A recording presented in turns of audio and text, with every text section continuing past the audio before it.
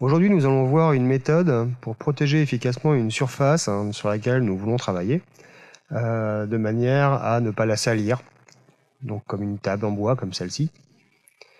En général, quand on veut protéger rapidement une surface comme ça, et qu'on n'a rien de spécial pour ça sous la main, qu'est-ce qu'on fait? On prend 3-4 sacs en plastique et on les dispose sur la table de manière à la protéger, en les superposant de manière à couvrir la surface du mieux possible.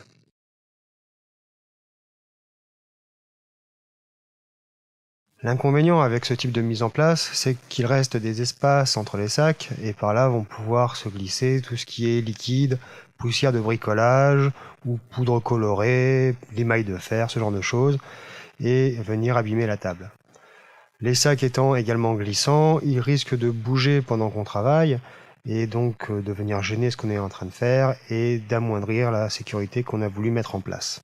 Pour régler tous ces problèmes, nous allons avoir besoin d'un sac ainsi d'une paire de ciseaux, un cutter circulaire ou un cutter pour faire quelques découpes. Moi, je vais garder personnellement le cutter circulaire. Donc l'idée va être de venir découper d'abord les poignées. Donc on va commencer par la première, comme ceci.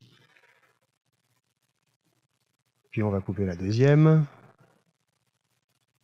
Voilà.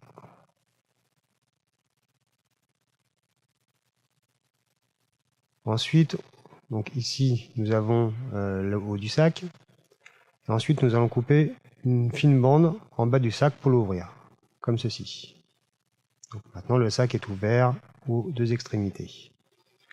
On passe la main à l'intérieur pour repousser vers l'extérieur les côtés du sac qui étaient préalables à l'intérieur. Et on va venir découper un bord du sac.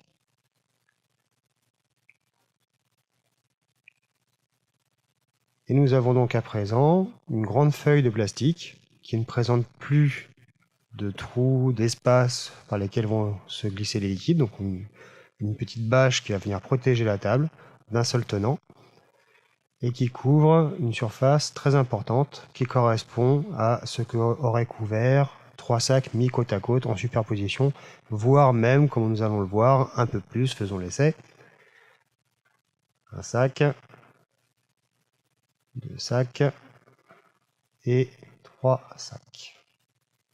Donc vous voyez, on a un peu plus que 3 sacs mis côte à côte et en superposition, nous allons gagner à peu près l'équivalent de la largeur d'une main et sans les inconvénients qu'on avait avant.